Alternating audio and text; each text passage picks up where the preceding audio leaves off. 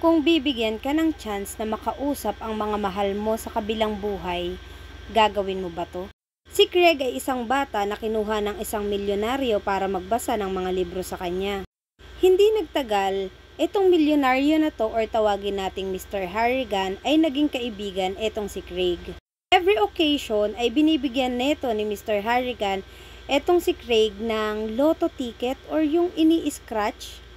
Sorry, wala akong idea tungkol dun. Basta yung ini-scratch na galing sa loto. And after 5 years nga, etong si Craig ay nasa high school na. At dahil high school na siya, syempre, mas marami ng bully doon. Pero buti na lang, meron siyang teacher na nagko-comfort sa kanya at nagtuturo ng mga dapat niyang gawin pag binubully siya. Pangalanan natin siyang si Miss Hart. One time, nang nag-i-scratch etong si Craig, nung card na galing sa loto, ay nanalo siya ng worth $3,000. At dahil Christmas that time, bumili siya ng iPhone 4 para sa sarili niya. And syempre, binilihan niya na rin si Mr. Harrigan ng sarili nitong phone. And isang araw, etong si Craig ay pumunta kay Mr. Harrigan para basahan uli siya ng mga libro. Pero naabutan niya yung matandang bilyonaryo na wala ng buhay.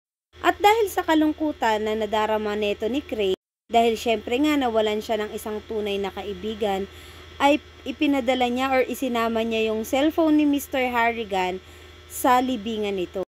Dahil itong si Mr. Harrigan ay isang mayaman at wala naman siyang malapit na kamag-anak, pinamanahan niya ng tumataginting na $800,000 etong si Craig na gagamitin niya sa kanyang pag-aaral mula high school hanggang kolehiyo. Isang araw, itong si Craig ay naka-receive ng message mula kay Mr. Harrigan.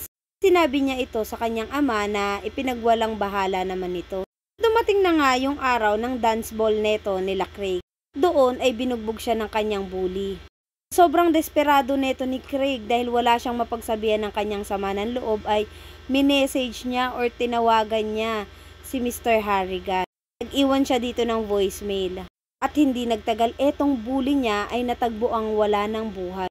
Dahil dito, natakot etong si Craig. Kaya ang ginawa niya ay kumuha siya ng latest na iPhone. At itinabi niya na yung iPhone na ginagamit niya pang kontak kay Mr. Harrigan. Time passed at itong si Craig ay naging college student na sa Boston. Nang mabalitaan niya na ang pinakamalapit na teacher sa kanyang puso ay aksidenteng kinuha ang buhay dahil sa isang road accident. At yung may kasalanan nun ay hindi naman na-convict. Pagkos ay parang dinala lang sa isang institution na parang nagbabakasyon lang siya dahil sa ganda ng facility. Sa sobrang frustrate neto ni Craig, hinanap niya yung luma niyang phone para kontakin etong si Mr. Harrigan.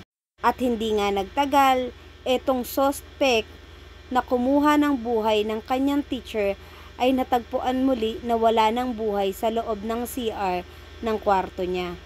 Sobrang natakot talaga itong si Craig. At dahil dito ay itinapon niya na yung phone ni Mr. Harrigan.